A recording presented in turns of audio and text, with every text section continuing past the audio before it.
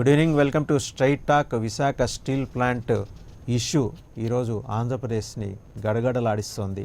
ఎందుకంటే ఏ పార్టీలు ఏ రోజు ఏ స్టాండ్తో ముందుకెళ్తున్నాయనే దాని మీద సందిగ్ధత, సందేహాలు, అనుమానాలు చాలామందిలో వ్యక్తం అవుతున్నాయి. ఒక పక్క వైసీపీకి చూసుకుంటే, అధికార వైసీపీకి చూసుకుంటే కేసుల భయం, నిధుల కొరత, అలాగే టీడీపీలో ప్రధాన ప్రతిపక్షం అడుగంటిన ఆత్మవిశ్వాసం, బలహీనతలు, పార్టీ పరంగా బలహీనతలు, అలాగే బేసిక్గా టీడీపీ ప్రైవేటీకరణకి అనుకూలంగా వ్యవహరిస్తూ వచ్చిన పార్టీ.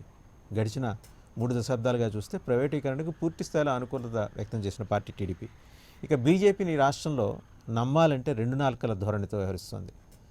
తాను ప్రతిపక్షంలో ఉన్నప్పుడు ఒక మాదిరి, అధికారంలోకి వచ్చిన తర్వాత ఒక మాదిరి, 2014 తర్వాత స్పెషల్ స్టేటస్ ఇచ్చే ప్రసక్తి అసలు ఉత్పన్నం కాదనే పద్ధతిలో బీజేపీ మాట్లాడుతూ రావటం, విశాఖ స్టీల్ ప్లాంట్ ప్రైవేటీకరణకు సంబంధించి కేంద్రం ఒక వైఖరితోటి స్పష్టంగా ఉంటే రాష్ట్ర బీజేపీ నాయకులు మాత్రం ఎటు తేల్చుకోలేని పరిస్థితి.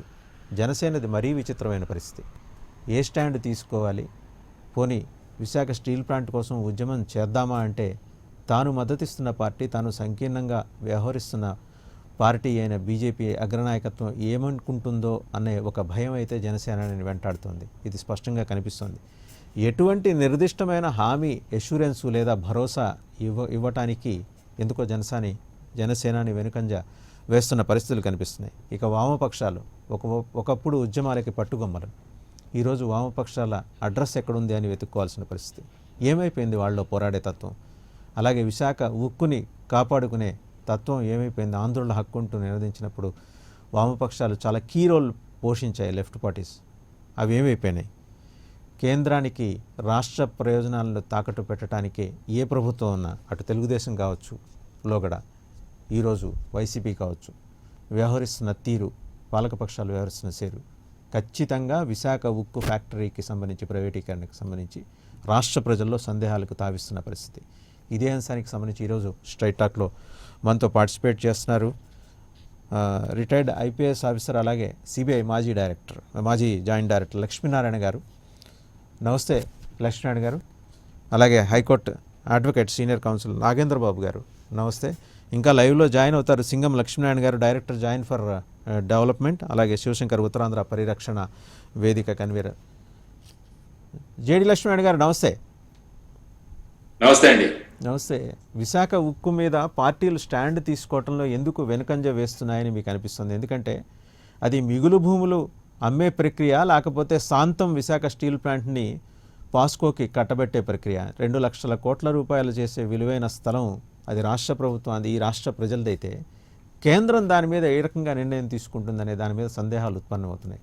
ఈరోజు కేంద్రం ఏకపక్షంగా వ్యవహరించడాన్ని సవాల్ చేసే స్థితిలో పాలకపక్షం కానీ, ప్రతిపక్షం కానీ, అలాగే పాలకపక్షానికి ఇక్కడ అనుబంధంగా ఉన్న అలయన్స్ పార్ట్నర్గా ఉన్న జనసేన కానీ ఏ రకమైన స్టాండ్ తీసుకుని ముందుకెళ్ళలేని పరిస్థితి ఎందుకంటారు?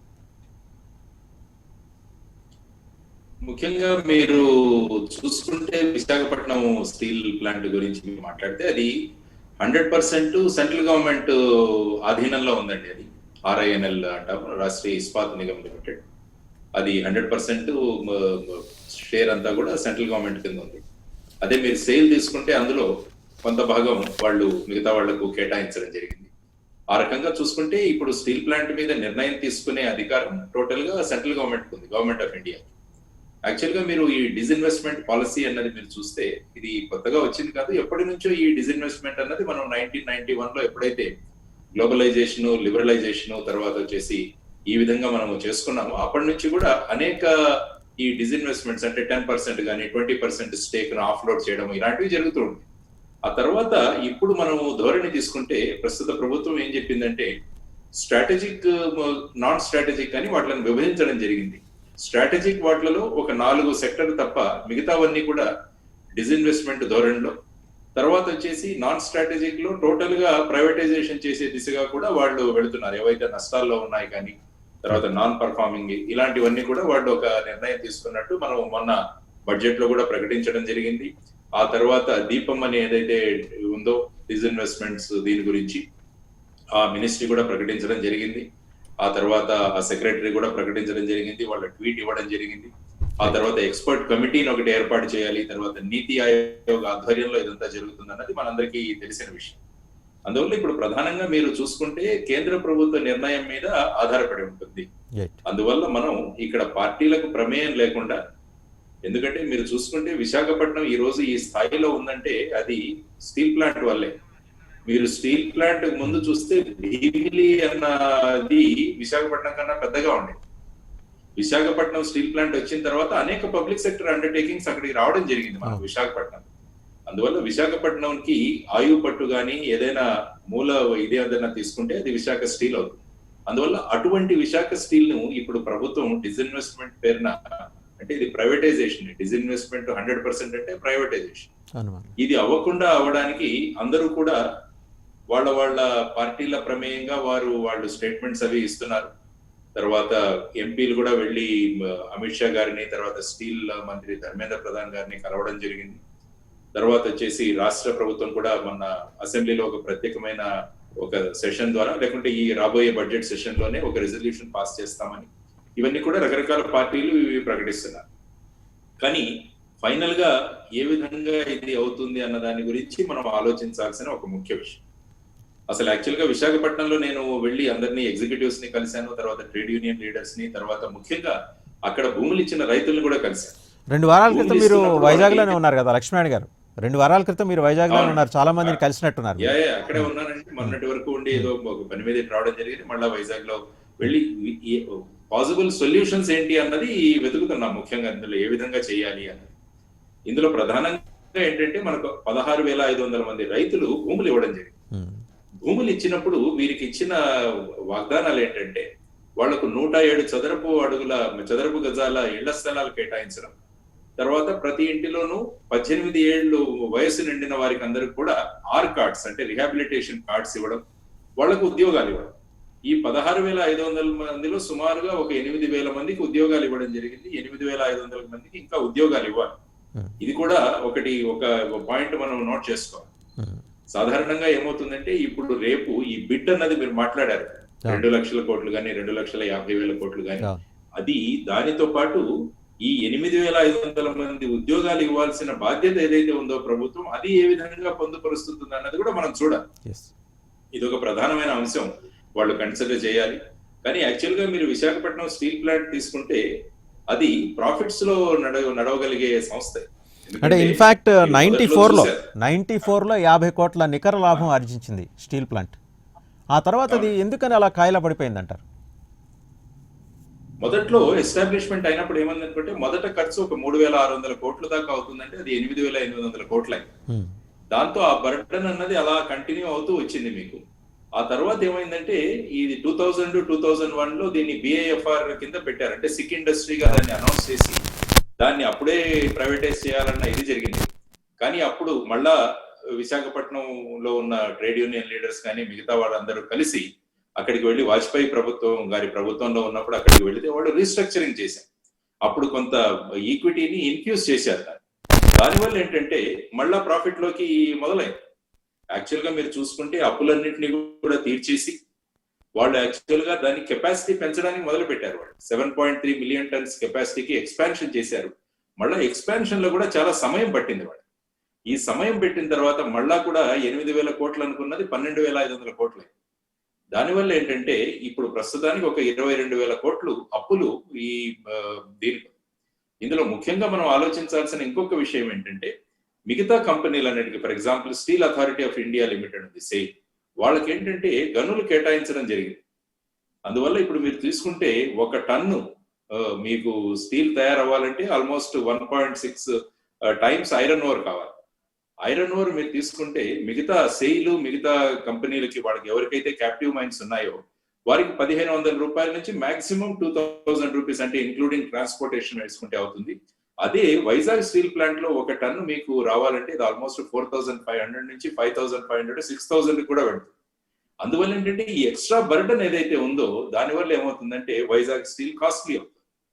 ఆ విధంగా మనం చూసుకుంటే మొదట మనం చేయాల్సిన ఇదేంటంటే మనం సొల్యూషన్ ఎవరైనా ఆలోచిస్తే NMDCని కనుక విశాఖపట్నం స్టీల్ ప్లాంట్ తర్వాత సెయిల్ ఈ మూడింటిని కలిపి ఏ విధంగా అయితే మనం బ్యాంకులను కలుపుతున్నామో ఆ విధంగా ఒక స్టీల్ కన్సార్షియం లాగా మనం తయారు చేయగలిగితే వాళ్ళ దగ్గర ఉన్న మైన్స్ లో ఏదైతే ఉందో అది ఇమీడియట్ గా ఇక్కడ దొరికే అవకాశం ఉంటుంది. ఇది ఫస్ట్ సొల్యూషన్ అని అక్కడ అందరితో చర్చించారు. కాబట్టి సొల్యూషన్స్ చాలా ఉన్నాయండి దీనికి. ఈ కంపెనీని ఆదుకోవాలంటే సొల్యూషన్లు 10-12 సొల్యూషన్లు ఉన్నాయి. స్టీల్ కన్సార్షియం అనేది it's a novel suggestion. If central government దాన్ని కనుక సీరియస్ గా కన్సిడర్ చేస్తే ఒక మంచి ప్రయోజనం ఉండే అవకాశం ఉంది. మనతో పాటు సీనియర్ కౌన్సిల్ ఉభయ రాష్ట్రాల హైకోర్టుల అడ్వకేట్ నాగేంద్ర గారు. నాగేంద్ర గారు నమస్తే. చూస్తున్నారు కదా డెవలప్మెంట్స్. అంటే లక్ష్మీనారాయణ గారు ఒక మంచి సజెషన్ వారి వైపు నుంచి అంటే ఒక స్టీల్ కన్సార్షియం అనేది ఏర్పడితే ఎన్ఎండిసి ఇటువంటివన్నీ కూడా కలిస్తే ఆ ఐరన్ ఓర్ కెపాసిటీస్ని అలాగే ఐరన్ ఓర్ ఆప్టిమైజేషన్ వాడుకోవటానికి ఒక వెసులుబాటు ఉంటుంది. దాని ద్వారా అన్నిటిని అనుసంధానం చేసుకుంటూ దీన్ని ప్రైవేటైజ్ చేయాల్సిన అవసరం అంతగా అంటే దాని అవసరాన్ని తగ్గించే ఒక ప్రక్రియ మొదలెట్టచ్చు దాని సజెషన్. ఇక సొల్యూషన్స్ గురించి మాత్రం చాలా ఉంటాయి. రేపు ఇప్పుడు ప్రస్తుత సమస్యకి మన పరిష్కార రకంగా చూపించవచ్చు. కానీ భవిష్యత్తులో ఎదుర్కొనే సవాళ్ళకి ఒక ఇండస్ట్రీస్ మినిస్ట్రీ కింద ఉన్నటువంటి స్టీల్ ఫ్యాక్టరీ దానికి పరిష్కారాలు చూపించలేదు. ఇవాళకి పరిష్కారం ఏదో తాత్కాలికంగా చూపించినా సరే దీర్ఘకాలికంగా ప్రైవేట్ రంగం ఉన్నటువంటి కాంపిటేటివ్నెస్ కానీ ఆ కిల్లింగ్ ఇన్స్టెంట్ కానీ ప్రభుత్వం ప్రధానంగా చేయాల్సిన పని ఏంటంటే ట్యాక్సెస్ కలెక్ట్ చేయండి. మీరు ప్రతి టన్నుకి ఎంత ట్యాక్స్ కలెక్ట్ చేయండి. ఆ ట్యాక్స్ డబ్బుల్ని పన్నుల డబ్బుల్ని ప్రజలకు అనుకూలంగా ప్రజాభిప్రాయానికి అనుగుణంగా అంటే ఉచితాలు ఇవ్వడం కాదు నా ఉద్దేశం. అంటే ఇప్పుడు మంచి విద్య కానీ వైద్యం కానీ ముందు కోర్టులు నాకు అడ్వకేట్గా ఎంత బాధపడుతూ ఉన్నానంటే అడ్వకేట్గా సమాధానం చెప్పలేకపోతున్నాం క్లయింట్స్కి. ఎందుకు కేసులు పెండింగ్ ఉంటున్నాయి, ఎందుకు ఇంతకాలం పడుతుంది, ఎందుకు జాప్యం అవుతుంది. నేను కోవిడ్ కాంటెస్ట్లో మాట్లాడలేదు. కోవిడ్ కాంటెస్ట్ అనేది ఒక ప్రత్యేకమైన పరిస్థితి. ఇది కోవిడ్ లేకపోయినా సరే కొన్ని లక్షల కేసులు ఇవాళ సుమారుగా 3,60,00,000 కేసులు పెండింగ్ ఉన్నాయంటే ఆశ్చర్యకరం, అపహాస్యం. చాలా దుర్మార్గమైనటువంటి పరిస్థితి.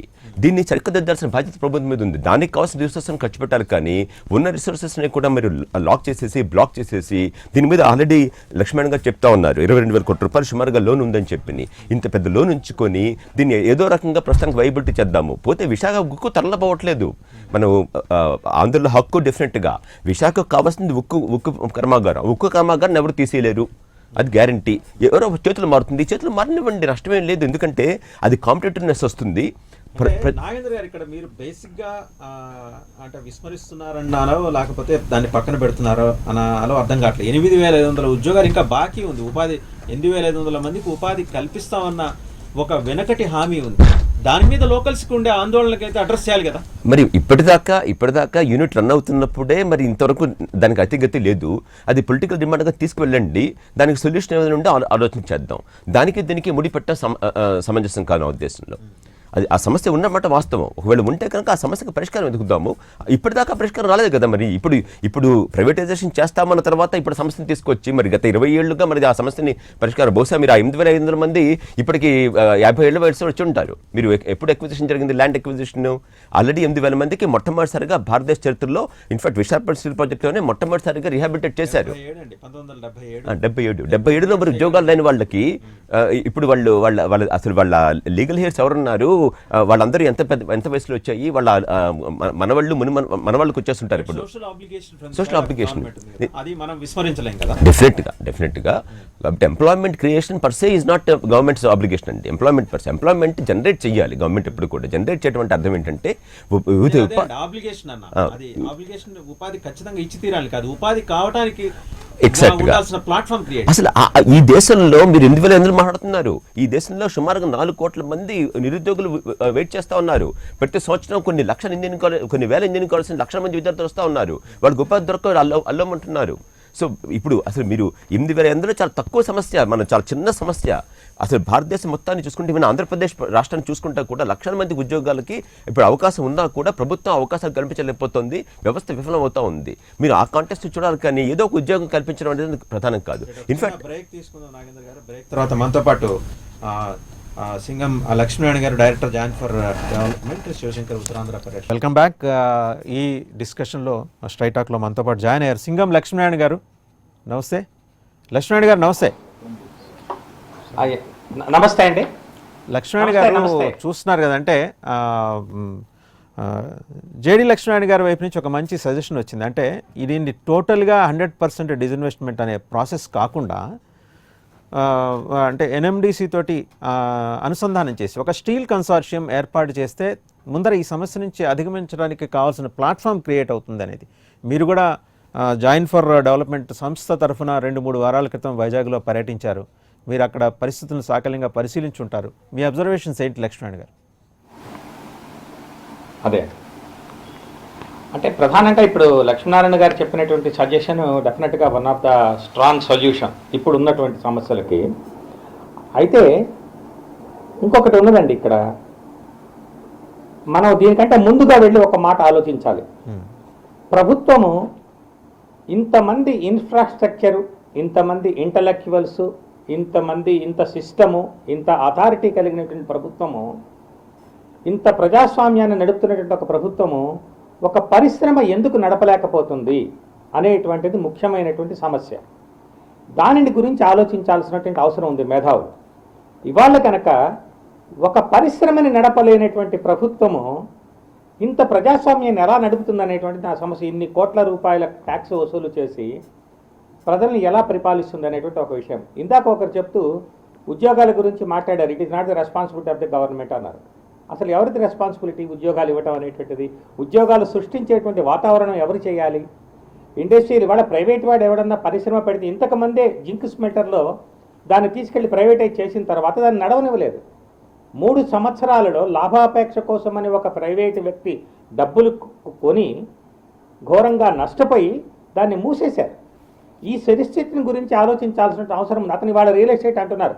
రియల్ ఎస్టేట్ ఎప్పుడు పెరుగుతుంది అంటే పరిశ్రమలన్నీ అభివృద్ధిగా ఉండి ఆర్థికంగా ప్రజలు స్వావలంబనతోటి ఉన్నప్పుడు, బాగా ఉన్నప్పుడు తర్వాత పెట్టుబడులు పెడతారు, అప్పుడు వస్తుంది దాని మీద. కానీ అది కేవలం పరిశ్రమని మూసేసుకొని తీసుకెళ్ళి దాన్ని రియల్ ఎస్టేట్లో పెడితే రాదు. అంటే ఇక్కడ లక్ష్మణ్ గారు ఇక్కడ బేసిక్గా రైజ్ అవుతున్న ఈ ప్రశ్న ఏంటంటే, స్టీల్ ఫ్యాక్టరీ ఎవరు అక్కడి నుంచి ఎత్తుకెళ్ళిపోవట్లేదు. దట్స్ వాట్ నాగేంద్ర గారు చెప్తున్నది. స్టీల్ ఫ్యాక్టరీ అయితే ఉంటుంది, అక్కడ ఉన్నప్పుడు ఎవరు నడిపితే ఏంటనేది ఆయన ప్రశ్న. మీరేమంటారు? ఇంకొకటి చెప్తున్నా, స్టీల్ ఫ్యాక్టరీ ఎప్పుడున్నది? ఇప్పుడు ఉన్నది. స్టీల్ ఫ్యాక్టరీ ఇప్పుడు ఉన్నది. దీన్ని తీసుకెళ్ళి ప్రైవేట్ వాళ్ళకి అప్పచెప్తారు. అంతకుముందు జింక్ స్మెల్టర్ కూడా అక్కడే ఉన్నది. దాన్ని యాజమాన్యం ప్రైవేట్కి అప్పచెప్పారు. అప్పచెప్పిన తర్వాత ఏమైంది? అది ప్రైవేట్కి ఇచ్చిన తరువాత కూడా ఖచ్చితంగా ఫ్యాక్టరీ నడిపిస్తాము, ఇందరికీ ఉద్యోగాలు ఇస్తాము. అదేవిధంగా ఈ ప్రైవేటులో ఎవరైతే సాక్రిఫైస్ అనేటువంటి దృష్టితో ఆ రోజు తీసుకెళ్లి ల్యాండ్ సమర్పించారో వాళ్ళందరి కుటుంబాలని క్షేమాన్ని చూస్తాము. ఏదో 72లో ఇచ్చారు, ఇప్పటికి వాళ్ళు ముసలివాళ్ళు అయిపోయారంటే వాళ్ళు ముసలివాళ్ళు అయిపోవచ్చు.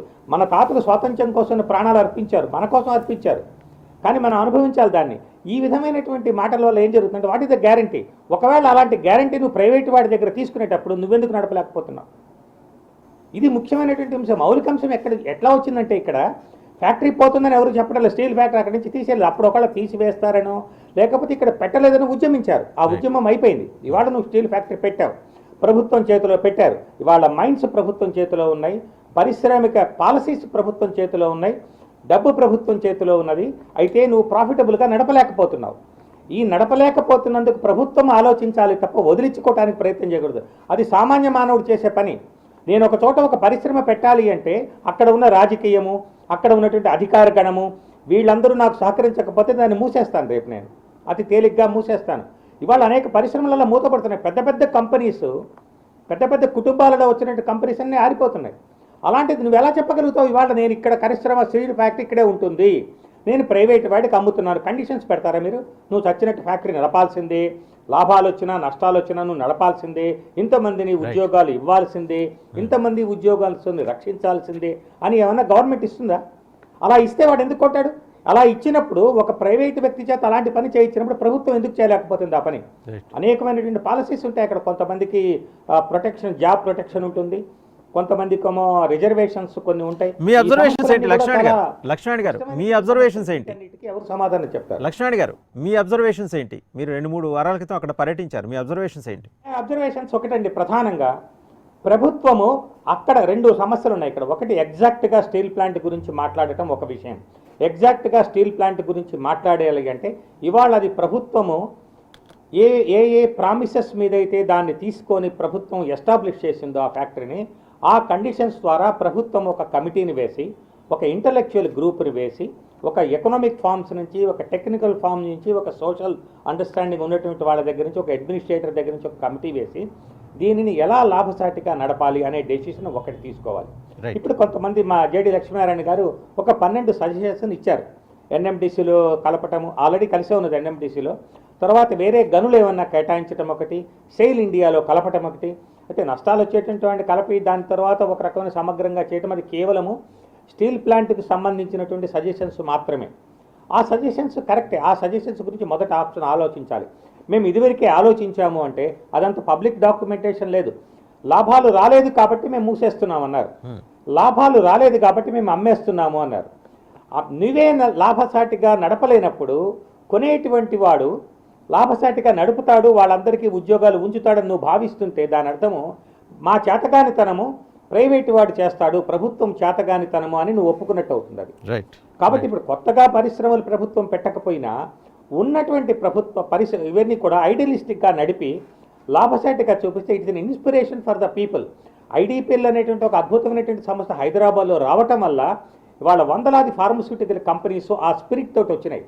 స్టీల్ ప్లాంట్ ఇవాళ పెట్టడం వల్ల పారిశ్రామికీకరణ అనేటువంటి మార్గంలో విశాఖపట్నం మరలిన తర్వాత అనేక మంది ప్రైవేట్ వాళ్ళు కూడా వచ్చి ఒక పరిశ్రమను నడుపుతూ ఉన్నారు యాన్సలీరీస్గా. వాడు బాగా నడుపుతున్నారు, మేము బాగా నడుపుతాం, నువ్వు తీసుకెళ్ళి దాన్ని మూసేస్తే దానివల్ల జరిగేటువంటి అరిష్టాలు ఏమిటంటే అంత ఇంత కాదు.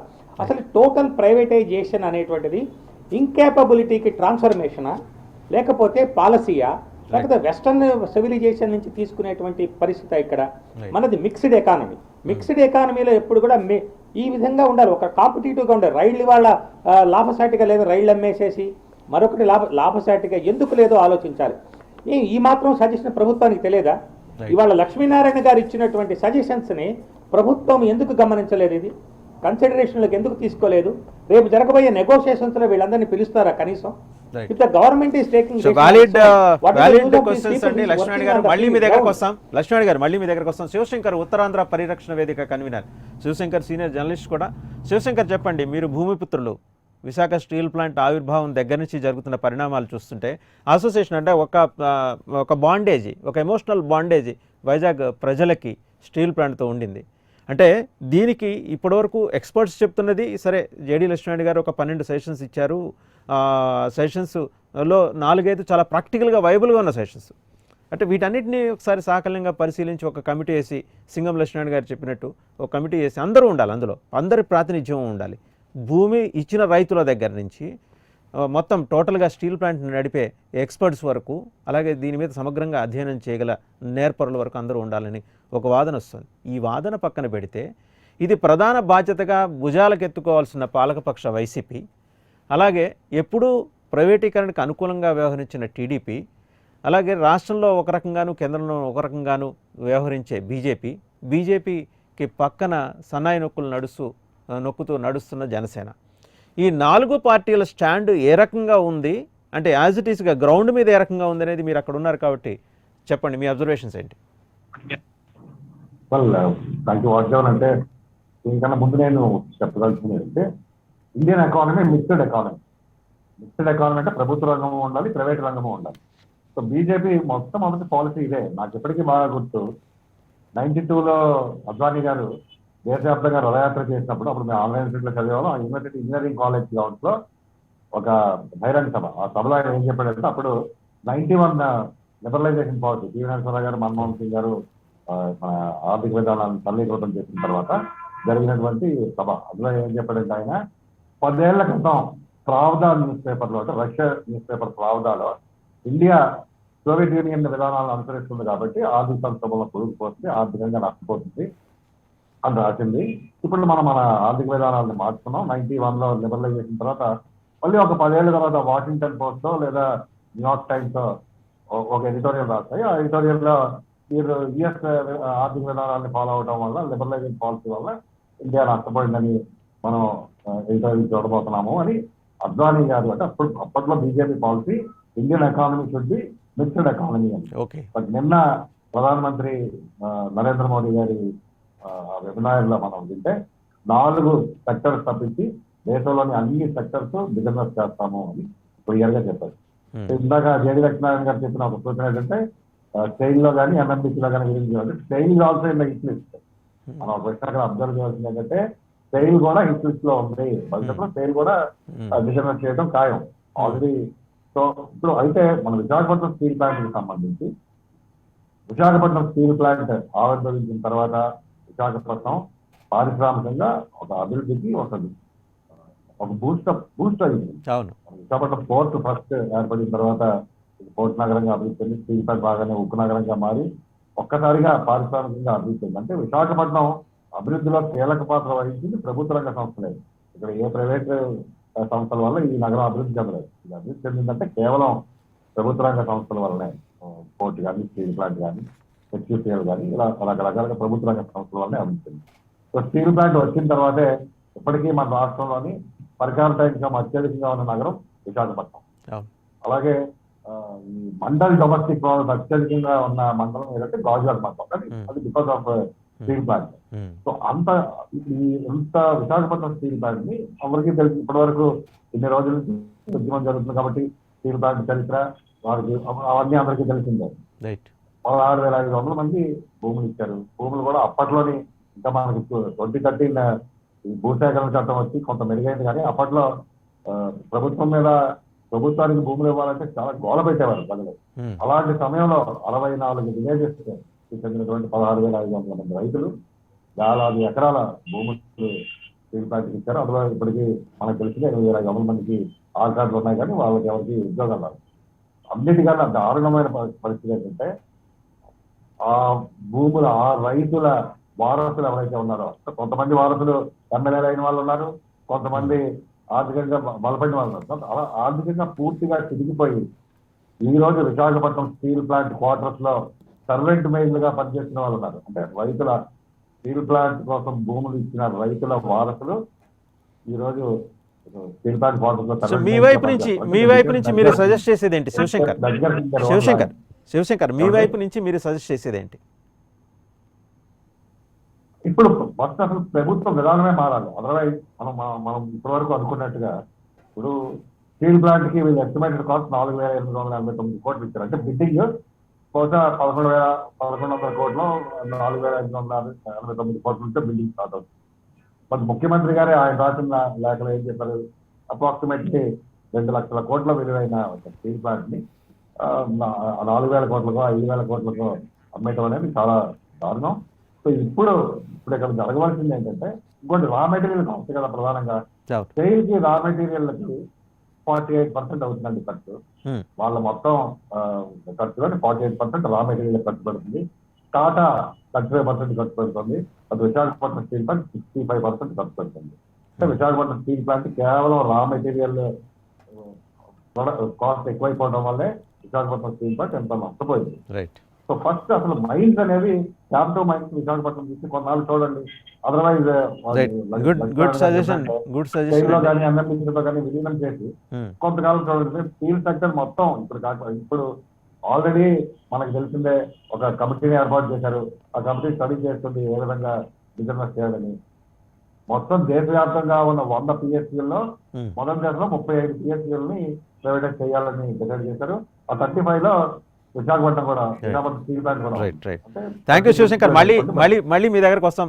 లక్ష్మణ్ గారు విన్నారు కదా, అంటే అక్కడ గ్రౌండ్ రిపోర్ట్ మీరు వెళ్ళి పరిశీలన చేసి వచ్చారు. తర్వాత లక్ష్మణ్ గారు అలాగే శివశంకర్ బీయింగ్ లోకలైట్ ఆయన అబ్జర్వేషన్స్ కొన్నాళ్ళు సెయిల్కి ఇచ్చి చూడండి, అలాగే కొన్నాళ్ళు స్టీల్ కన్సార్షియం లాగా ఒకటి ఏర్పాటు చేసి చూడటం, లేకపోతే క్యాప్టివ్ మైన్స్ తీసుకొచ్చి అప్పచెప్పటం చేస్తే కనుక ఈ నిర్వహణ వ్యయం తగ్గుతుంది, తిరిగి లాభాల బాట పట్టడానికి కావాల్సిన ప్లాట్ఫామ్ ఏర్పడుతుందనేది శివశంకర్ వైపు నుంచి వస్తున్న సజెషన్స్. దానికి మించి అంటే మీరు చాలా విస్తారంగా అధ్యయనం చేశారు, ఇంకా మెనీ మోర్ ఫైండింగ్స్ అంటే మీరు ఇంకా కీలకంగా అబ్జర్వ్ చేసిన అంశాలు ఏంటంటారు? ఇందులో ప్రధానంగా మనం చూస్తే ఏంటంటే ఎప్పుడైతే స్టీల్ ప్లాంట్ ఫుల్ కెపాసిటీలో పనిచేస్తుందో తర్వాత మీరు స్టీల్ ఫ్యాక్టరీ చూసుకుంటే ఇది 2008 ఆ టైంలో చూసుకుంటే కదా 120 times 2004-05లో 120% కెపాసిటీలో కూడా పనిచేసి అప్పుడు ఏమవుతుందంటే మన ప్రొడక్షన్ ఎప్పుడైతే అవుతుందో కాస్ట్ ఆఫ్ ప్రొడక్షన్ తగ్గుతుంది. అది ప్రధానంగా గమనించాల్సిన విషయం. తర్వాత భారత ప్రభుత్వం మొన్న బడ్జెట్ లో 5,40,000 కోట్లు ఇన్ఫ్రాస్ట్రక్చర్ కేటాయించింది.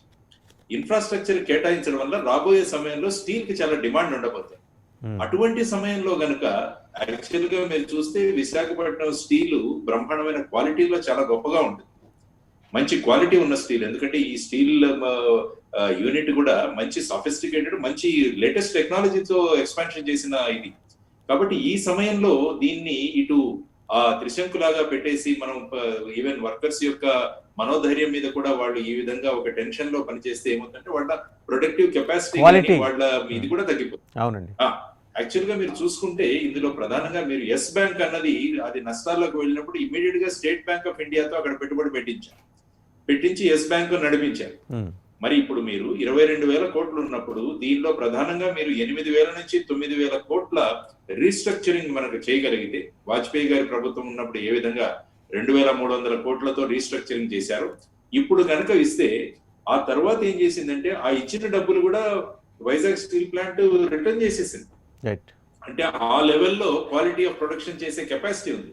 ఇది కనుక మనం చేయగలిగితే ఇమీడియట్ గా రీస్ట్రక్చరింగ్ అన్నది అవుతుంది, ఇమీడియట్ గా ఇది లాభాల బాటలో పడుతుంది. తర్వాత 5,40,000 కోట్ల ఇన్ఫ్రాస్ట్రక్చర్ కి ఇది అవుతుంది. ముఖ్యంగా ఏంటంటే ఇప్పుడు భారతదేశంలో చూసుకున్నా కూడా 81% స్టీల్ ప్రొడక్షన్ ప్రైవేట్ రంగంలో ఉంది, 19% పబ్లిక్ సెక్టర్ రంగంలో ఉంది. దీన్ని మొత్తం కనుక ప్రైవేటైజ్ చేస్తే రేపు సిమెంట్ ధరలు ఏ విధంగా వాళ్ళు కార్టెల్ ఫామ్ అయిపోయి వాళ్ళు పెంచుతున్నారు, ఎలా ఎస్కలేట్ అవుతాయి, ధరలు కూడా పెంచేస్తారు. ఏముంది, ఎస్కలేట్ అవుతుంది. కాబట్టి వాళ్ళు they will command the whole market అన్నమాట. కాబట్టి ఆ విధమైన పరిస్థితుల్లో కాదు. తర్వాత మన రాజ్యాంగంలో ప్రియాంబుల్లోనే రాసుకున్నాం, it is a socialist country అని చెప్పేసి. It is a socialist, secular, democratic republic అని రాసుకున్నాం మనం. మరి అలాంటి దాంట్లో మనం టోటల్ గా క్యాపిటలిస్టిక్ సైడ్ కి వెళ్ళడం అన్నది వెదర్ ఇట్ ఈస్ కాన్స్టిట్యూషన్ పరంగా కరెక్టా అన్నది కూడా మనం ఆలోచించాలి.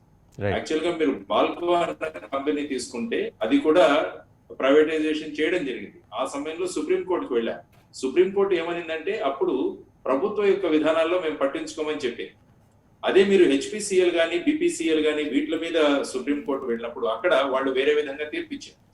కాబట్టి ఇందులో ప్రధానంగా మీరు చూడాల్సింది ఏంటంటే ఈ 8,500 మంది భవిష్యత్తు ఏం కాబోతోంది, లాభాల బాటలో నడిచే కెపాసిటీలు ఉన్న ఈ సంస్థని ఈ విధంగా ఎందుకు చేయాలి. కావాలంటే మీరు ఒక 20% ఐపీఓ పెట్టండి. మీరు యాక్చువల్ గా బిఎస్ఎన్ఎల్ కంపెనీ చూసుకుంటే సెప్టెంబర్ 2020 సంవత్సరంలో వాళ్లకు సావరెన్ బాండ్స్ ఇష్యూ చేశారు. 8,500 కోట్లకు సావరెన్ బాండ్స్ ఇష్యూ చేస్తే అది యాక్చువల్ గా 2 times పలికింది. అది 16,000 ఆల్మోస్ట్ 17,000 crores పబ్లిక్ పెట్టడానికి సిద్ధమయ్యారు. కాబట్టి ఇప్పుడు కూడా ఆ విధమైన స్టెప్ ఇందులో ఎందుకు చేయకూడదు అన్నది మనం అడుగుతున్న విషయం. అంటే ఒక పాలసీ తీసుకున్నంత మాత్రాన మేము చేయాలని లేదు. ఆ పాలసీ ఎలా తీసుకోవాలి. Suppose for example air India ఉంది. ఎయిర్ ఇండియా ప్రైవేటీకరణ గురించి ఎవరూ మాట్లాడలేదు, ఎందుకంటే దాన్ని రివైవ్ చేయలేదు, ఆ స్థాయికి చేరిపోయింది. కానీ ఈ కంపెనీ మన వైజాగ్ స్టీల్ ప్లాంట్ ఏంటంటే ఆ స్థాయికి లేదు. దీంట్లో కెపాసిటీ, దాన్ని మళ్ళీ రివైవ్ చేసే అనేక మార్గాలు ఉన్నాయి. కాబట్టి వాటి గురించి ఆలోచించాలి ప్రభుత్వం అన్నది ప్రధానంగా చేస్తున్న డిమాండ్. రైట్. లక్ష్మణ్ గారు చెప్తున్నారు కదా, నాగేంద్ర గారు ఇందాక మీరు అన్నారు ప్రభుత్వం అంది సోషల్ రెస్పాన్సిబిలిటీ లేదు ఉపాధి కల్పనకు సంబంధించి. కానీ ఎగ్జిస్టింగ్ స్ట్రక్చర్లో స్టీల్ ప్లాంట్ని బతికించడానికి ఉన్న అన్ని మార్గాల గురించి లక్ష్మణ్ గారు చెప్పుకుంటా వచ్చారు. 20% ఐపీఓకి వెళ్ళండి, లైక్ బతికించడానికి ఉన్న అవకాశాలు, ఆక్సిజన్ ఇచ్చి బతికించడానికి ఉన్న అవకాశాలను ఎందుకు ఎక్సర్సైజ్ చేసుకోవటం లేదు ప్రభుత్వం? అంటే మనం కంప్లీట్ క్యాపిటలిస్టిక్ ప్యాటర్న్లోకి వెళ్ళిపోతున్నామా మనం డెమోక్రటిక్ స్ట్రక్చర్ నుంచి? గొప్పగా ఎవరికైనా నమ్మదలుచుకుంటే మాత్రం ఏ ప్రభుత్వం చేసినా ఎవరు చేసినా తప్పే. ఒకవేళ మోడీ గారి మనసులో అదానీ గారో లేకపోతే ఇంకొక ఎక్సో వైయో జెడ్ ఉండి కనుక వారికి కట్టపెడదామని చెప్పి ప్రయత్నం చేస్తే తప్పు. దీనికి ఏంటంటే ఒక డిజిన్వెస్ట్మెంట్ పాలసీ పరంగా స్పష్టమైన అవగాహనతో 10% 20% ముందులో స్టేక్ ఆఫ్లోడ్ చేస్తే అవుతుందంటే 20% డబ్బులు వస్తాయి. కాబట్టి 20% డబ్బులతోటి ఇప్పుడు కొంత ఈ ఉన్నటువంటి లోన్స్ ఏవైతే ఉన్నాయో ఆ లోన్స్ సర్వీస్ చేయగలుగుతారు. ఇంకా ఇండస్ట్రీ బాగా నడుస్తుంది. అప్పుడు ఇండస్ట్రీ పుంజుకునే అవకాశం ఉంది. ఇన్ఫాక్ట్ నడిచే కెపాసిటీ ఆ ఇండస్ట్రీకి ఉందండి అక్కడ వైజాగ్ స్టీల్ ప్లాంట్కి. అది మనం కన్వీనియంట్ గా మర్చిపోతున్న విషయం. సో అది కనుక ఉన్నప్పుడు దానికి కొంత వెసులుబాటు కల్పించి దాన్ని ఏర్పాటు చేసి 20-30% ఆఫ్లోడ్ చేసేస్తే కొంత అమౌంట్ వస్తుంది. మళ్ళీ ప్రభుత్వం బడ్జెట్ నుంచి సపోర్ట్ ఇవ్వడం కరెక్ట్ కాదు. ప్రధానంగా ప్రభుత్వం యొక్క డబ్బులు, ప్రభుత్వం పనులు ఖర్చు చేసిన డబ్బులు ఇండస్ట్రీని బతికించడం కోసం ఖర్చు పెట్టకూడదు. వైద్యం కోసం, కోర్టులో న్యాయం కోసం, ఖర్చు పెట్టాలి. ఇంకొక విషయం, ఇక్కడ 5,48,000 కోట్లు ఇన్ఫ్రా మీద పెట్టడానికి ఒక కాంటంప్లేషన్ నడుస్తూ ఉన్నప్పుడు ఇన్ఫ్రాకి అత్యంత అవసరమైన ఉక్కు, స్టీల్ జనరేట్ చేయడానికి బడ్జెటరీ ప్రపోజల్స్ అన్ని కూడా వాస్తవ రూపంలో వస్తాయంటే మీరు ప్రతి బడ్జెట్ చూస్తారు. రైట్. అంటే ఒక యాంటిసిపేషన్ అయితే ఉంది కదా, యాంటిసిపేషన్ అయితే ఉంది కదా, వీ కెనాట్ రూల్ అవుట్ కదా. అంటే ఇప్పుడు చూడండి సార్, లక్ష్మీనారాయణ గారు ఒక విషయం చెప్పారు ఏంటి, సిమెంట్ ప్రైసెస్ ఎలా ఎస్కలేట్ అయ్యి చివరికి వాడు ఎంత చెబితే అంత కొనుక్కునే పరిస్థితి, రేపు పొద్దున స్టీల్కి కూడా అదే వస్తే, బహుశా అదే వస్తే 5 లక్షల కోట్ల రూపాయలు కూడా ఏ రకంగా పెట్టదలుచుకున్నారంటే బహుశా ఇలా డిజిన్వెస్ట్మెంట్ చేస్తే వచ్చి డబ్బులతో పెట్టదలుచుకున్నారేమో. అంటే మీరు అదర్ వే అరౌండ్ మీరు చెప్తున్నారు. మరి అది దాని కూడా దృష్టిలో ఒకసారి సింగం లక్ష్మీనారాయణ గారు మీరు చెప్పండి. సింగం లక్ష్మీనారాయణ గారు, ఈ అంటే నాగేందర్ గారి అబ్జర్వేషన్ ఏంటంటే ఈ 5,48,000 కోట్ల పెట్టుబడులు ఇన్ఫ్రా రంగంలో ఇలా డిజిన్వెస్ట్మెంట్ చేసి తీసుకొచ్చే నిధులతోటి పెట్టుబడులు పెట్టాలనే ఆలోచన కేంద్ర ప్రభుత్వాన్ని అయి ఉండవచ్చు అని, అంటే ఆయన పూర్తిగా దాన్ని ఏమి సమర్థిస్తూ మాట్లాడలేదు, అయి ఉండవచ్చు అని అంటున్నారు. To what extent it is justified? మనకు మీకు గుర్తుండే ఉంటుంది, ఒక చిన్న సామెతలు 2 చెప్తాను నేను, రెండు సంఘటనలు 2 సామెతలు చెప్తాను. మనకు కొత్తగా స్టీల్ వచ్చింది, స్టీల్ గ్లాసులు వచ్చినాయి. ఈ స్టీల్ గ్లాసులు వచ్చినప్పుడు ఏం చేశామంటే ఉన్నటువంటి ఇత్తడి సామాన్లంతా అమ్మేసుకొని ఆ స్టీల్ గ్లాసులు కొనుక్కున్నాం. ఇత్తడికి ఎప్పుడైనా కన్వర్టబిలిటీ ఉంటుంది, స్టీల్కు కన్వర్టబిలిటీ ఉండదు. ఆ విధంగా చేస్తున్నాం మనం. మనకు ఇన్ఫ్రాస్ట్రక్చరల్ డెవలప్మెంట్ అంటే ప్రభుత్వము కేటాయించినటువంటి బడ్జెట్లోకి డబ్బులు తీసుకోవాలంటే ఉన్న వాటిని అమ్మేయటం కాదు, అసలు ఫస్ట్ తప్పు. 2, మీకు టెక్నాలజికల్గా చాలా అడ్వాన్స్డ్గా ఉన్నప్పుడు ప్రభుత్వం హెచ్ఎంటీ వాళ్ళు పెట్టినప్పుడు హెచ్ఎంటీ వాచెస్ ఉన్నప్పుడు మన దేశంలో బ్లాక్లో అమ్మేవాళ్ళు. హెచ్ఎంటీ వాచ్ ఒక స్టేటస్ సింబల్. సిక్కింను భారతదేశంలో అంతర్భాగం కలిపినప్పుడు దానికి ఒక గిఫ్ట్ కింద ఒక హెచ్ఎంటీ ఫ్యాక్టరీని పెట్టారు అక్కడ. అలాగే ఆల్విన్, ఇలాంటివన్నీ కూడా మన హైదరాబాద్లో పెట్టినప్పుడు దేవర్ ద టాప్. అంటే ప్రభుత్వము ఏ రంగంలో అయితే పెట్టుబడులు పెట్టి స్వయం ప్రాతిపదికతతోటి మనకు నిర్మాణం చేస్తున్నదో అవన్నీ టాప్. ఈ టాప్లో ఉండేటువంటి వాటన్నిటినీ కూడా ప్రైవేట్ వాడు కాంపిటీటర్గా వచ్చాడు అనే దృష్టితోటి వాళ్ళకి అమ్మేయటం అనేటువంటిది చేతకానితనం అవుతుంది. అది ఒకటి. ఇంకొకటి, ఇవాళ మనకి ఇంత డబ్బు ఉన్నది, ఇంత ఇన్ఫ్రాస్ట్రక్చర్ మళ్ళీ తీసుకెళ్ళి పంప్ చేయడం అనేటువంటిది కూడా సమర్థించడం లేదు. అసలు మీరు ఎందుకు జరుగుతున్నదో మీరు ఆలోచించండి. రేపు మళ్ళీ 4 బ్యాంకులను తీసుకెళ్ళి ప్రైవేటైజ్ చేస్తూ ఉంటున్నారు, ఇంకా ఎన్ని పరిశ్రమలు చేస్తూ ఉంటారు, రేపు రైల్వేస్ని ప్రైవేటైజ్ చేస్తూ ఉంటారు. ఇవాళ ఇండియన్ ఎయిర్లైన్స్ని అమ్మేస్తూ ఉంటారు, కొనేవాళ్ళు లేడు. ఎందుకు కొనేవాళ్ళు లేడు? అంత నష్టాల్లో కూరుకుపోయి చేశారు. పోనీ నువ్వు నెట్ ప్రైస్కి ఇచ్చినా కొనడానికి ఇష్టం లేదు. ప్రభుత్వమే నడపలేని ఒక సంస్థ ప్రైవేట్ వాడు నడుపుతున్నాడు అంటే ఇందులో పెద్ద ఆలోచన చేయాలి. 1. 2, అవసరం అనుకుంటే ఒక 25% డిజిన్వెస్ట్మెంట్కి చేసి ఆ ఎవరో ఆ గొప్పగా నడపగలిగినటువంటి ఆ పోటుగాన్ని పట్టకొచ్చి నీవు కంబైన్డ్గా కనుక కనిపించి పబ్లిక్ రెస్పాన్సిబిలిటీ కనుక చూపించి దానిని నిలబెట్టకపోతే ప్రభుత్వం యొక్క చేతకానితనం వల్ల ఉంటుంది. వాళ్ళు అనేకమైనటువంటి ఎవరో ఒక ప్రైవేట్ వ్యక్తి. ఇంకొకటి ఉంటుంది, ఇందాక మీరు అడిగారు స్టీల్ ప్లాంట్ పోదు కదా, అది పోదు కదా, ఇది ఏం జింక్ ఎట్లా పోయింది? జింక్ పోయింది కదా. ఇంకొకటి, స్టీల్ ప్లాంట్ జరిగితే ఏం జరుగుతుంది అంటే ఇందాక సిమెంట్ పెరిగినట్టుగానే స్టీలు పెరుగుతుంది. ఎన్టీ రామారావు గారు ఈ రాష్ట్రంలో ముఖ్యమంత్రిగా ఉన్నప్పుడు ఆయన ఏం చేశారంటే హోటల్లో రేట్లు పెరుగుతున్నాయి, కంట్రోల్ పెడతానన్నారు ప్రైవేట్ మీద. నీ చేత కాదది కంట్రోల్ పెట్టడానికి, నువ్వు మాకు సబ్సిడీలో రైస్ ఇవ్వాలి, సబ్సిడీలో ఎలక్ట్రిసిటీ ఇవ్వాలి, అప్పుడు మాత్రమే సాధ్యమవుతుంది, otherwise it is not profitable అని వాళ్ళు వాదించారు. అప్పుడు రామారావు ఏం చేశారంటే తను స్వయంగా అన్ని వస్తువుల్ని తీసుకొచ్చి మార్కెట్ ప్రైస్లో ఎంతకు తయారవుతుందో అంతకు పెట్టి, మీరు గనక నడపటం చేత కాకపోతే మేము నడిపిస్తాము, మా రెవెన్యూ ఆఫీసర్స్ డిస్ట్రిక్ట్ కలెక్టర్స్ హోటల్స్ని చేతిలోకి తీసుకొని ప్రజలకు సౌకర్యవంతంగా ఉంచేటువంటి ఆ విధంగా ప్రైసెస్ నేను చెప్పిన ప్రైసెస్కి ఇస్తాము, దమ్ముంటే అది నడుపుతాను అంటే అప్పుడు దిగొచ్చి ఆ ప్రైసెస్కి చేయగలుగుతారు. అది చేయాల్సిన పని. ప్రభుత్వం నడుపుతున్నటువంటి సంస్థల్ని ప్రభుత్వం చాలా సమర్థవంతంగా చేయాలి. ప్రైవేటు మీద అంత సమర్థవంతమైనటువంటి కాంట్రాక్ట్ ఉండాలి. లేకపోతే ఏం జరుగుతుందంటే మొత్తం ప్రైవేటైజ్ అయిపోయినప్పుడు దీని యొక్క ప్రతినిధులు ప్రత్యక్షంగాను పరోక్షంగా ఉండేటువంటి వాళ్ళు పాలసీ మేకర్స్ అవుతారు. అప్పుడు వాళ్ళ లాభాపేక్ష కోసం మాత్రమే చట్టాలు చేయబడతాయి. అలాంటి చట్టాలు ప్రజలకు ఎప్పుడైనా నష్టమే జరుగుతుంది. మీరు ఫోర్సీ చేస్తున్న సిచ్యుయేషన్ ఏంటి లక్ష్మణ్ గారు? మీరు ఫోర్సీ చేస్తున్న సిచ్యుయేషన్ ఏంటి? మొత్తము ప్రైవేటైజ్ చేయండి, గవర్నమెంట్ తీసుకోమని నేను చెప్పను, కానీ కనీసం ప్రభుత్వం నడిపేటువంటి ప్రాథమికంగా ఉండేటువంటివి కొన్ని ఉన్నాయి. ప్రాజెక్ట్స్, స్టీలు, అదేవిధంగా సిమెంటు, ఇలాంటి వాటిల్లో కొన్ని ఏదైతే ఉన్నదో అలాంటి వాటిల్లో ప్రభుత్వము ఉండాలి. ప్రభుత్వం ఉండి టెలికమ్యూనికేషన్స్లో వాళ్ళు చెప్తున్నది రియల్ ఎస్టేట్ లాభం చూపిస్తారేంటండి? రియల్ ఎస్టేట్ ఎప్పుడు పెరుగుతుంది? ప్రజలు ఆర్థికంగా బాగా ఉన్నప్పుడు రియల్ ఎస్టేట్ మీద చూస్తారు తప్ప పరిశ్రమని రియల్ ఎస్టేట్ చూడటం పాపమో దుర్మార్గం. అది ఆ అసెస్మెంట్ కరెక్ట్ కాదు అసలు. అది అక్కడ పరిశ్రమ నడిపితే ఎంత ఉత్పత్తి అవుతుంది, ఎంతమందికి ఉద్యోగాలు వస్తాయి, ఎంతమంది జీవితాలు బాగా ఉంటాయనే విషయం ఆలోచించాలి తప్ప అది అమ్ముకుని ఇప్పుడు కూడా దాన్ని అంటే లక్ష్మణ్ గారు ఇక్కడ లక్ష్మణ్ గారు ఒక విషయం ఇక్కడ అడుగుతున్న ప్రధానమైన అంశం ఏంటి, ఇక్కడ కనబడుతున్న ప్రధానమైన అంశం ఇప్పుడు ఇదే ధోరణితోటి దూకుడుగా కేంద్ర ప్రభుత్వం వెళ్ళే పరిస్థితి అయితే పారిశ్రామికంగా ఒక అన్రెస్ట్, ఒక అశాంతి అక్కడ ఏమన్నా క్రియేట్ అయ్యే సూచన, ప్రమాదం ఏమన్నా కనిపిస్తున్నాయా? చాలా మంది అన్నట్టుగానే ఫ్యాక్టరీ నడపలేకపోతాడు, ఎందుకంటే ఇక్కడ మనకు ట్రేడ్ యూనియన్స్ అవి ఇవి అన్నీ ఉన్నాయి.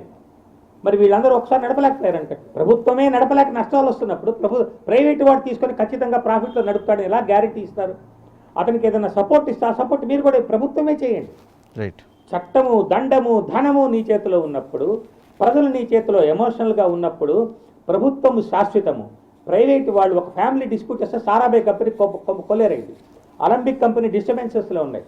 మనం చూసాం పెద్ద పెద్ద కింగ్డమ్స్, బిర్లా వాళ్ళు అంత గొప్పగా లేరు, చాలా వాటిల్లో ఫెయిల్ అవుతున్నారు. ప్రతి ప్రైవేట్ కంపెనీ సక్సెస్ఫుల్గా రన్ అవ్వటలేదన్న విషయం మీరు గుర్తుపెట్టుకోండి. టాటా లాంటి కంపెనీ నానో పెట్టి ఆరిపోయింది, ఆ డివిజన్ క్లోజ్ అయిపోయింది. సో ఇది కరెక్ట్ కాదు. ప్రభుత్వం బాగా చేయలేదు, ప్రజలైతే ప్రైవేట్ వాళ్ళు బాగా చేస్తారు అనేటువంటిది అది కూడా అంత కరెక్ట్ కాదు. రైట్. లక్ష్మణ్ గారు మళ్ళీ మీ దగ్గరకు వస్తాం. శివశంకర్ చెప్పండి, అంటే ఇప్పటికిప్పుడు అక్కడ ఉన్న సిచ్యుయేషన్ చూస్తుంటే కనుక ఏ పొలిటికల్ పార్టీ కూడా పాలకపక్షం దగ్గర నుంచి ఏదో పాదయాత్ర, విజయసాయిరెడ్డి పాదయాత్ర, లేకపోతే గంటా శ్రీనివాసరావు రాజీనామా, లేకపోతే ఈ అంశానికి సంబంధించి నేను వెళ్ళి హోంమంత్రితో మాట్లాడొస్తానని జనసేనాని పవన్ కళ్యాణ్ చెప్పటం, వామపక్షాలేమో మొత్తం జవసత్వాలు ఉడిగి పూర్తిగా ఉద్యమానికి దూరంగా జరిగిపోవటం, అంటే ఏ రకంగా చూసినా ఆశాజనకమైన వాతావరణం రాజకీయంగా అక్కడ లేనప్పుడు ఈ పరిస్థితులు ఎటువంటి టర్న్ తీసుకోబోతున్నాయని మీరు అనుకుంటున్నారు? ప్రస్తుతం ఉద్యమం ఈ రోజు కూడా కార్మికులందరూ రోడ్ల మీదకి వచ్చి రాస్తారోకలు అవి చేశారు, అన్ని రాజకీయ పార్టీలు మద్దతు. So political parties clear stand మనకి మార్చి 10వ తేదీ తర్వాత తెలిసే అవకాశం. ఆ రోజు మున్సిపల్ ఎలక్షన్స్ అయిపోతాయి. So A party a stand తీసుకుంటుంది, లేదా ఇదే స్టాండ్తో కంటిన్యూ అవుతుందా లేదా అన్నది మనం చూద్దాం.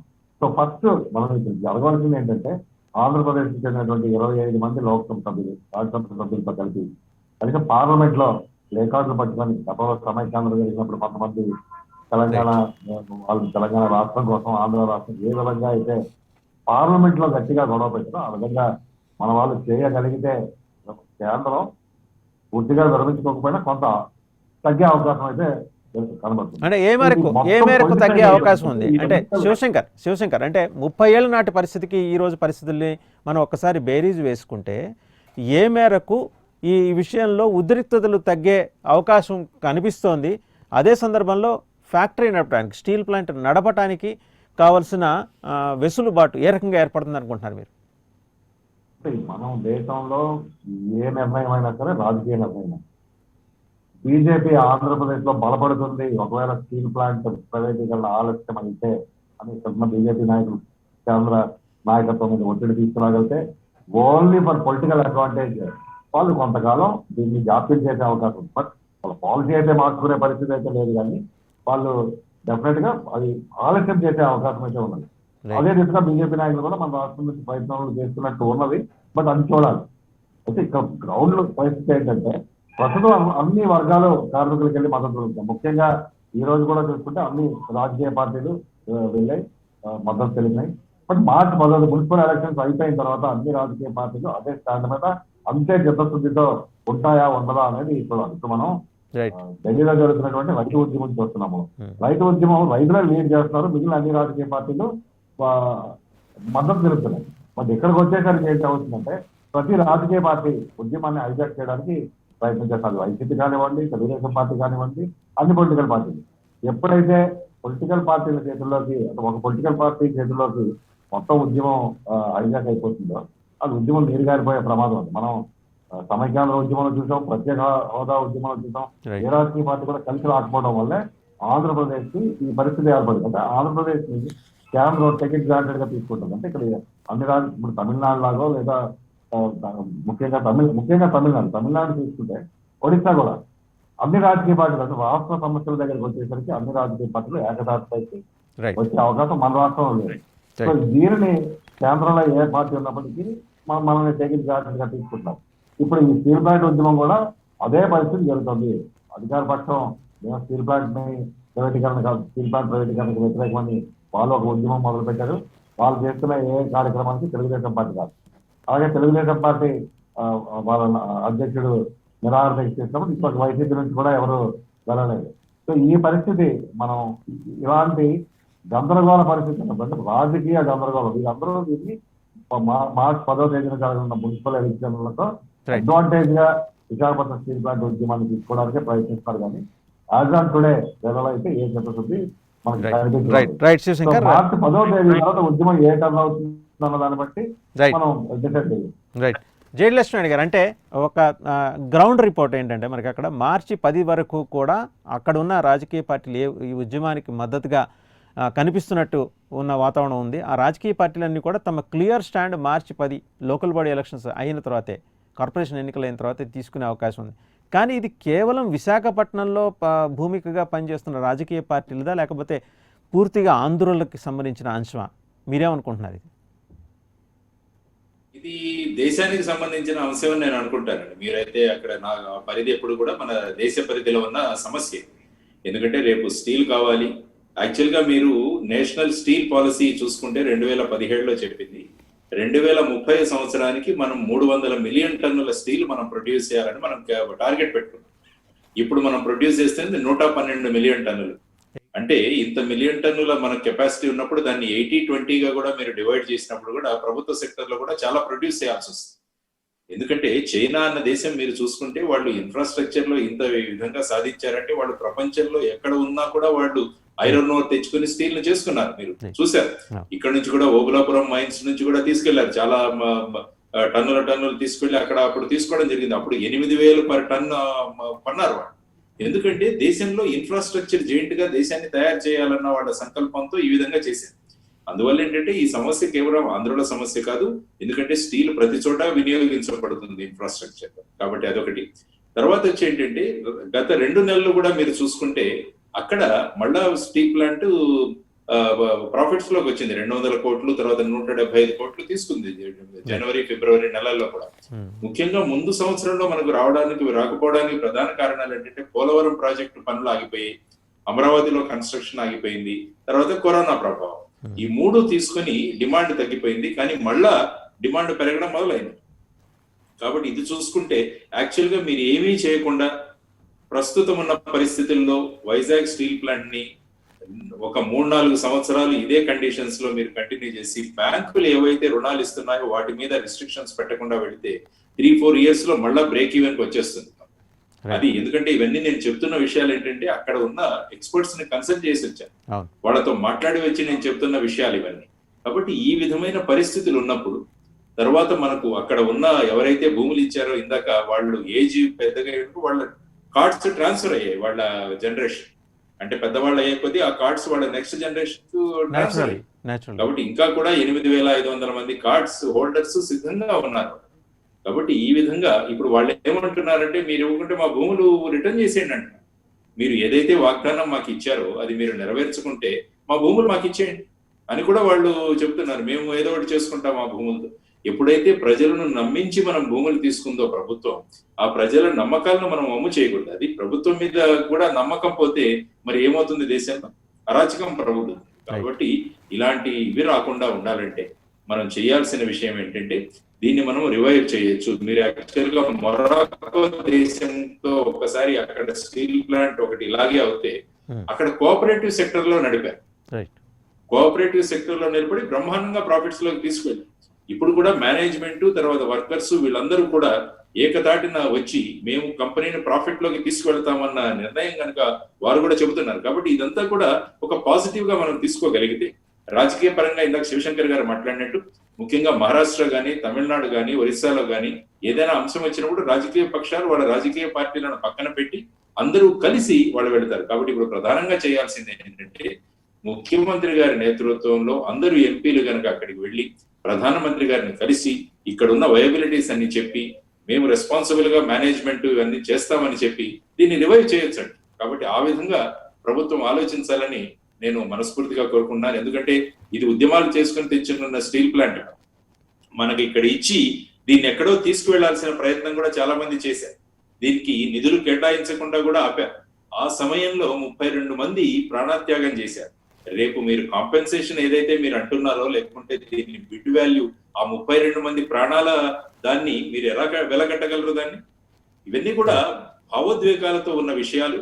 అంటే కేవలం భావోద్వేగాలు మాత్రమే కాదు, ఈ ప్రాజెక్ట్ ని వయబుల్ చేసే అనేక అంశాలు ఉన్నాయి. అది నేను ప్రధానంగా మాట్లాడుతున్నాను. కాబట్టి ఈ దిశగా ప్రభుత్వం ఆలోచించాలి.